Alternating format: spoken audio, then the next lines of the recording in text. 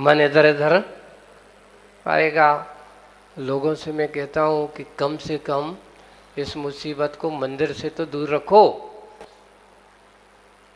आप अगर एक नियम लेकर के जाओ कि जिस समय मेरा काम भगवान से मिलने का है, भगवान की पूजन का है, उस समय मेरी रिश्तेदारी, नातेदारी, दुकानदारी, ये तीनों चीजों कहाँ रख देना चाहिए? घर पे छोड़ के जाना चाहिए। क्यों? इस मोबाइल से तीनों दारी चलती हैं, रिश्तेदारी, नातेदारी और दुकानदारी। सारा का सारा उसी का पिंड है तुम्हारा। इसलिए कहा मोह की ग्रंथि आज के समय में लोगों को पूरा का पूरा, एक कहते हैं, अभी एक विज्ञापन पढ़ा था, कर लो मुट्ठी में बंद अपनी, कर लो, ऐसा कोई विज्ञान आया था, हाँ? कर लो दुनिया मुट्ठी में। तो मैंने पूछा मुट्ठी में आखिर क्या है?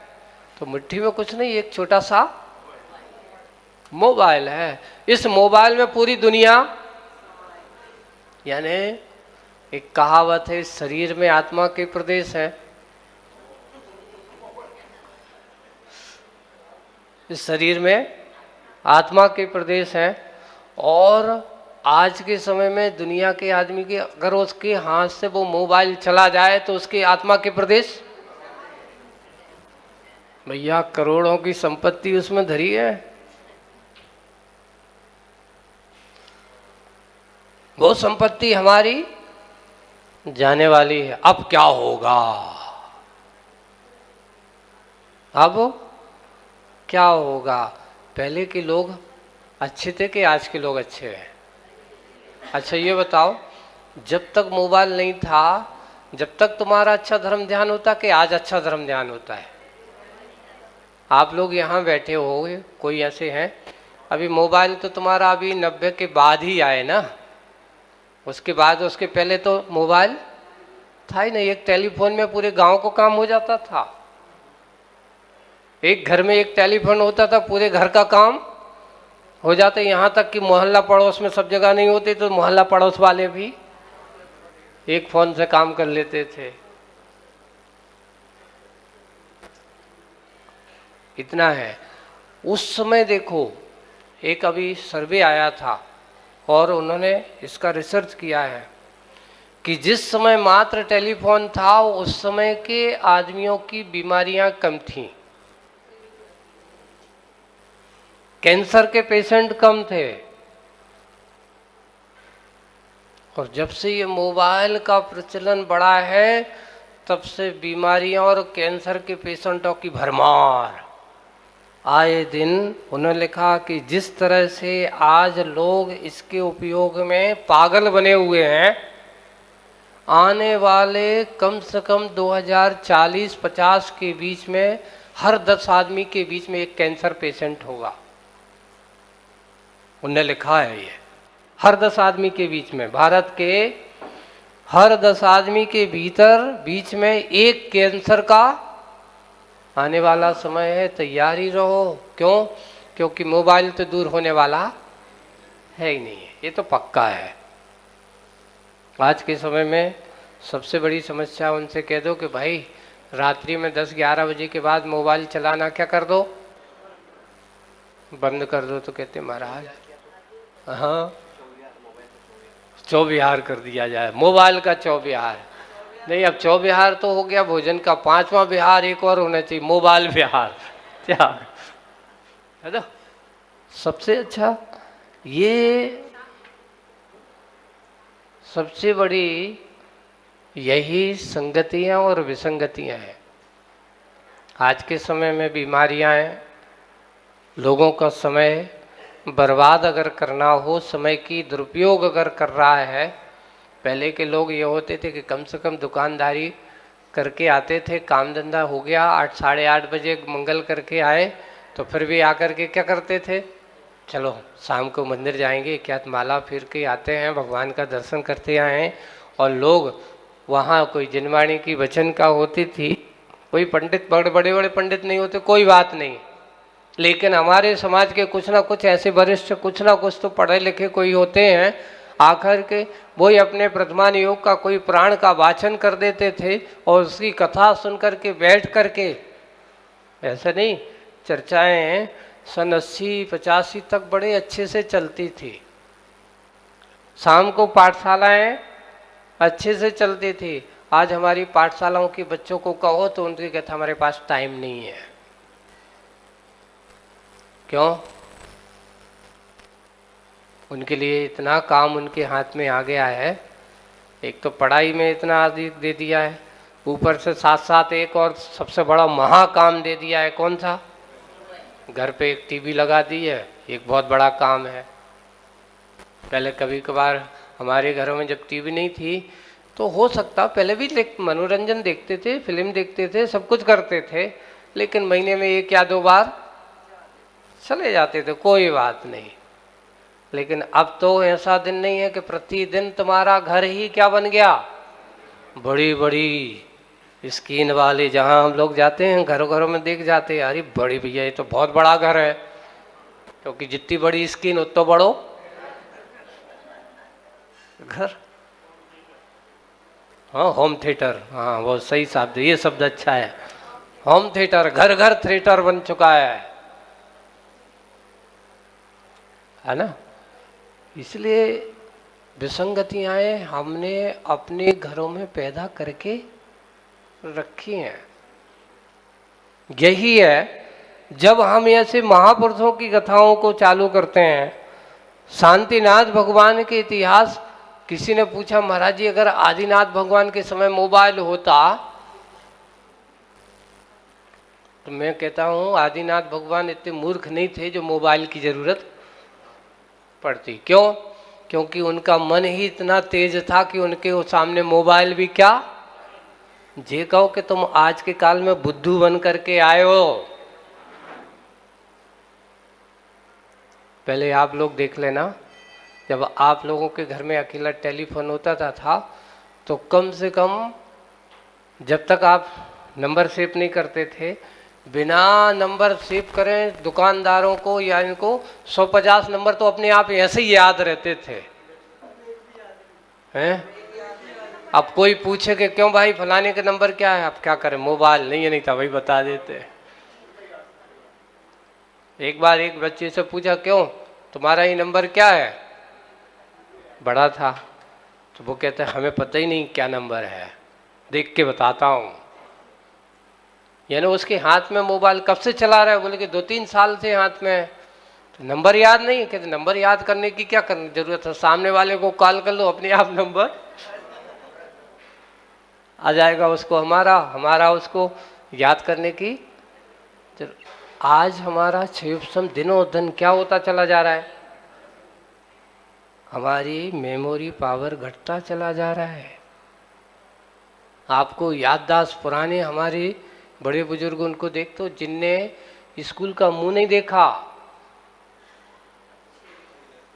अक्षर ज्ञान नहीं है, और उनसे पूछो उन्हें 12 भावना याद है, वैराग्य भावना याद है, आलोचना पाठ याद है। और आज के पढ़े लिखे आदमी इतने होशियार हैं कि उनसे पूछो कि नमो अरिहंताणम भी अच्छे से बोल दो तो भी कहते हैं हमें थोड़ा सा सोचना पड़ेगा। सोचो हम किस दिशा में होशियार हो रहे हैं। टेक्नोलॉजी के क्षेत्र में स्वार्थ होना, इसको क्षयोपम नहीं कहा। क्षयोपम वो है जो हमारे अंतरंग के आत्महित के कार्य में, जो हमारे लिए हितकारी हो। एक आचर्षी के हम लोग जब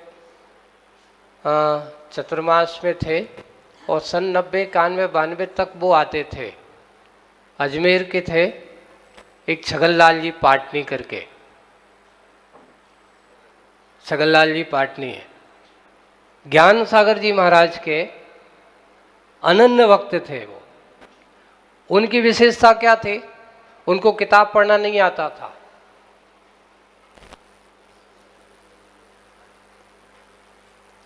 वो किताब कहते महाराज मुझे अक्षर ज्ञान नहीं है, लेकिन भाव स्रोत उनका इतना था कि 24 थाना में कहाँ कैसा, बोले कि ज्ञान सागर जी महाराज के पास बैठ बैठ करके सुन करके 24 थाना कर्मबंध की क्रियाएं, कहाँ कौन सा कैसा कर्मबंध किसके साथ कहाँ होगा, कितने कौन से गुण स्थान में कितनी निर्जरा होगी, कितने कर्म का आश्रव का बंध होगा, वो आकर के आचार्य श्री के पास जब वो इस प्रकार की क्लास लगती थी और क्लास में वो बैठते थे और जब चर्चाएं चलती तो ऐसा लगते थे जैसे धुरंधर विद्वान, बिना शब्द ज्ञान का भाव श्रुत जिनका इतना प्रवण था।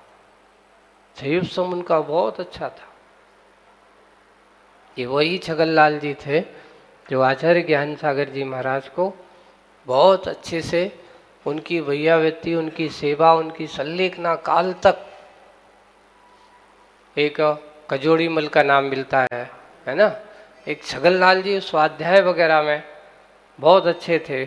अब वो कोई कहते अजमेर के थे, अजमेर के आसपास कहाँ के थे हैं, हाँ, तो वो छगनलाल जी पाटनी करके, वो उनको पढ़ना नहीं आता। आचार्य जी भी कहते भैया ये इनका हमने ज्ञान सागर जी महाराज की ये 3-4 लोग बिल्कुल जब भी कहीं अगर 10-15 किलोमीटर के एरिया में भी होंगे, वहाँ आसपास गांव में होंगे, तो ये साधन करके कैसे ना कैसे अपने स्वाध्याय की कक्षा के समय आ ही जाते थे और उनके पास बैठते बैठते स्वाध्याय में इतने पारंगत हो गए कि अक्षर ज्ञान का ज्ञान नहीं है पर भाव श्रुत का ज्ञान इतना था कि उनसे जब पूछा उनके संस्मरण और हम लोग बैठ जाते थे सुनते थे तो वो बाबा जी बहुत अच्छे थे। 90 तक तो वो आते थे संघ में और तो हर परीक्षण में 10 लक्षण में तो पक्का ही था उनका।